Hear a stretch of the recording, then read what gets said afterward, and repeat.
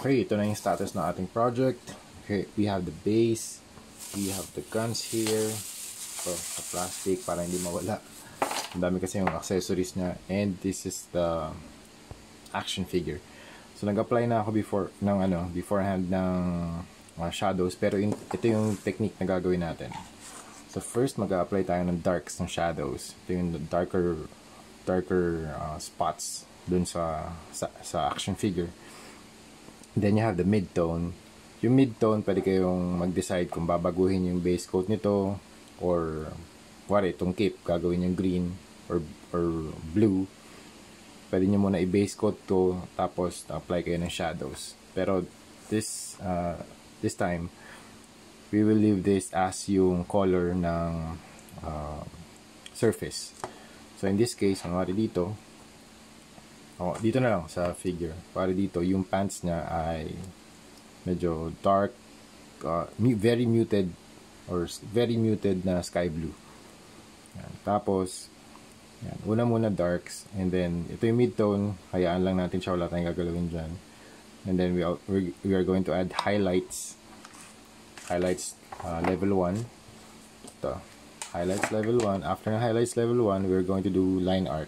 Ito yung line art, ito yung ginagamitan natin ng fine brush.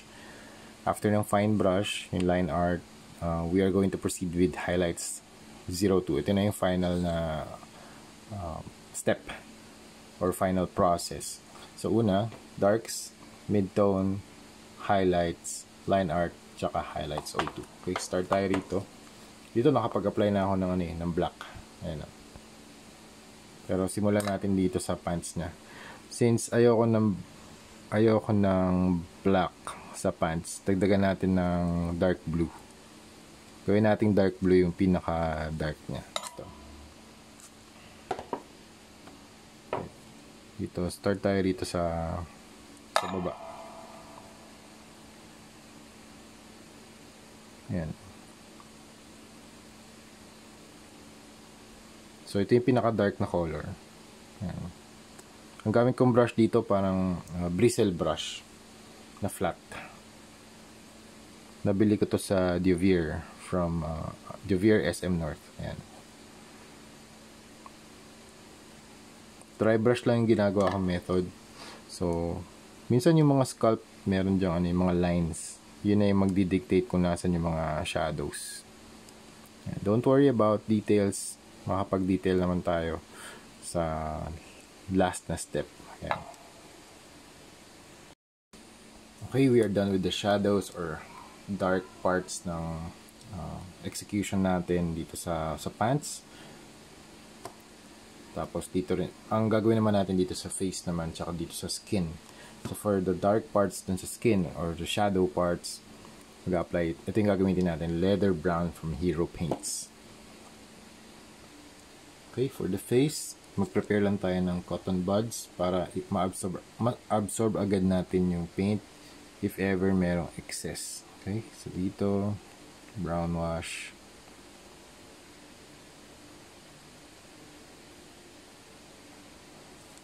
Okay. Yan, usually yung pinaka-dark na parts dito sa ilalim sa paligid ng eyes, eye sockets, around the nose, sa ilalim ng nose, dito sa may gilid ng mouth, dito sa may beard area, sa ilalim ng cheekbone. Yan. Para makapag-create tayo ng depth. Okay, dito naman sa base, maglalagay din tayo ng mga shading para makapag-create ng depth. Yan. Usually, dito sa mga malalalim na parts ng drapery, yan, corners. Yan. Don't be afraid to execute yung mga gusto nyong gawin, kasi meron naman tayong creative freedom to do everything that we want. We have the capability, meron tayong mga resources, we have Lazada, we have Shopee. Yan. Diyan lahat ng pintura, Armored Komodo, Hero Paints, lahat ng paintbrush. We have physical stores, we have online stores, i-deliver pa sa bahay, di ba? Right to your doorstep.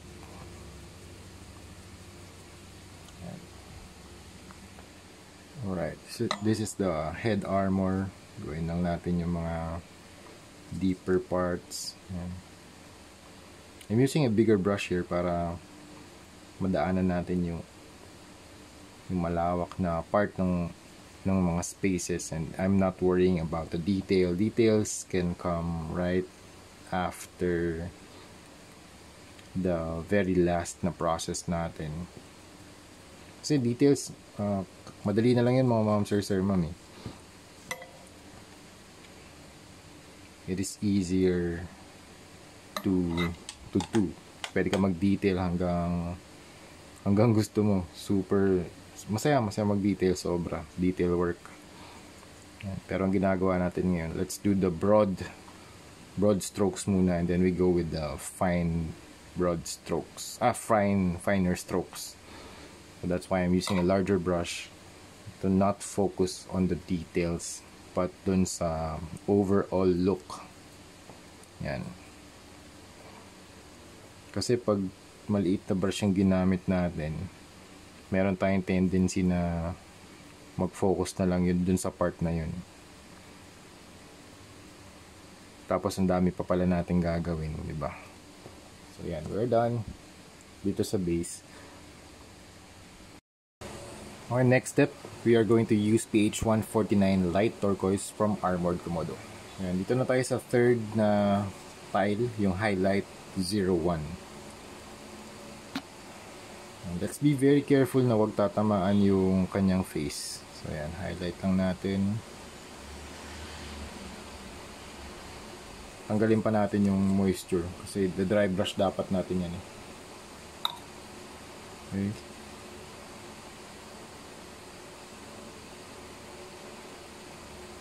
Oh, that's better. Okay. Ingatan nyo lang na wag tatama dun sa sa face. That's why I'm using a finer brush.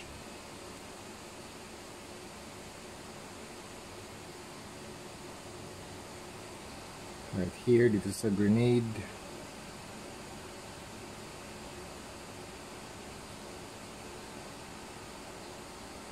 Dito sa kanyang gloves. Yung dry brushing gagamitin natin.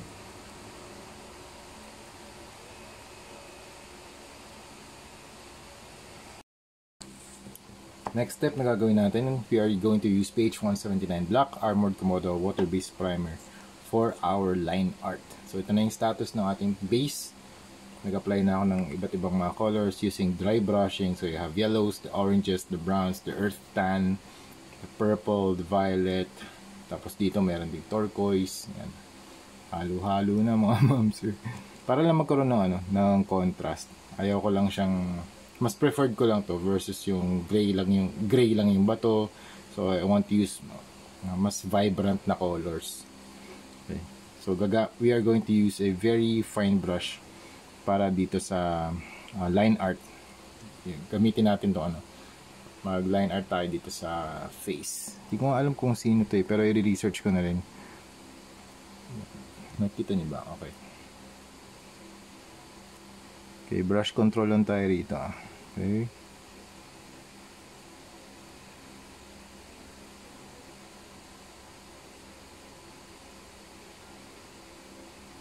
Okay. Tapos dito sa side. Okay. Something like that. Tapos dito rin. Okay.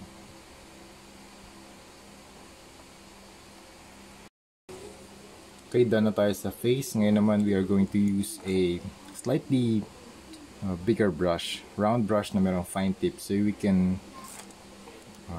glide through the crevices. Kunwari dito sa... zoom out natin. Okay, dito sa kanya. Sa mga drape, sa mga folds, you can get in there. Then, you can do some strokes. Yan. Yan. So ito yung mga deepest parts ng ng mga folds, kaya black siya talaga. Okay, after that, pwede na tayo mag-add ng highlights using PH180 White from Armored Komodo water-based primer. Okay, we can apply highlights here sa eyebrows. Ito. We can also add parang mga comic book style of illustration, yung mga lines. Pwede rin dito yung shine or yung sheen. You can come across here. Yan. Across the head armor.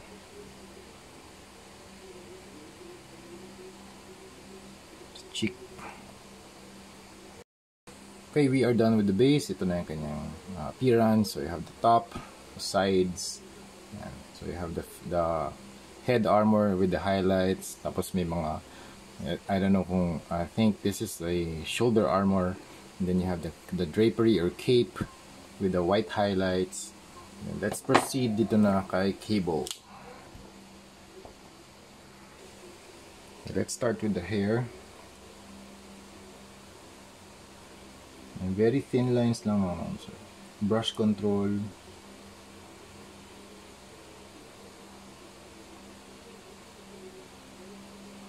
Okay.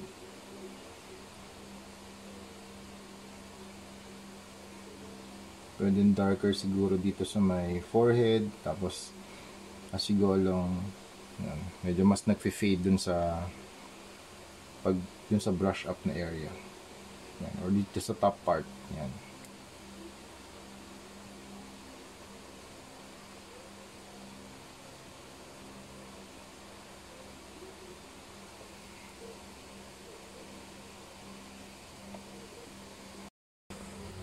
This is the progress on the face. So we have the left side, and then the right side, then you have the hair. Tapos ito yung gagawin natin sa buong surface ng action figure. So lalagyan lang natin ng line art kung paano tayo mag-illustrate using comic book illustration, kung paano kayo mag-drawing sa 2D sa paper, you can apply here sa 3D. Pero may learning curve kasi ano siya, tactile. So 3D siya, hawakan. Di tulad dito. So demo natin. If you're going with inks, you're drawing with inks, tapos using comic, you can use yan. Pero ito yung shape, no? You can use this type of lines. You can use different thickness. So you have thick, you have thin, curve. You can use cross hatching. Yan. Pwede natin i-apply yan dito sa surface ng action figures natin. Okay? So yan, balikan ko kayo kapag tapos na siya. Alright, we are done with the project Cable. Thank you very much, client from Mexico. Ito na yung isa sa 4 na figures na ipapadala natin sa client natin. So thank you very much for this opportunity na makapag-customize ng Marvel Select Cable. So this is the front.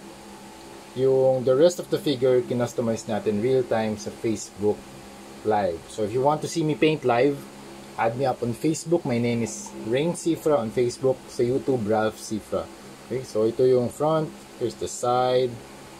Tapos here's the back. Tapos meron din tayong bullets dito sa arm. Naglagay na rin tayo ng mga additional highlights, ng mga shadows. And then sa Facebook Live, in-apply ko din yung burnt metal effect na meron tayong copper, purple, blue, and black. So yun yung mga ginamit natin. Meron din akong separate tutorial na ginawa ko rin. In-upload ko rin dito sa YouTube channel. And also we have the base. So yung base natin, mas ginawa ko siya mas vibrant. Yung mga rocks, hindi lang siya gray. So pag tinayo natin si Cable, mas ganito yung itsura niya. Mas vibrant yung effect. And then pahawak na natin yung mga guns para ma-photoshoot na natin. Okay, tapos itong mga pistols, pwede natin siya equip sa likod. Itong baril na to, pwede natin siya i-mount dito sa kanyang left na shoulder. Meron siyang parang naka-extend na armor plate or some sort of mechanism para ma-mount ito. Kaso medyo loose, kaya nag-add tayo ng glue tack para mahawak or para stable yung baril. Dalawang pistols dito sa kanyang holster. Okay. Okay, pwede pala iyan, pwede pala idiin yun. Meron palang slot para secure yung pistols. And then, ito hindi ko alam kung saan. Hindi ko alam kung kinakabit ba ito dito. Pwede siguro, no? Parang additional na weapon. Something like that.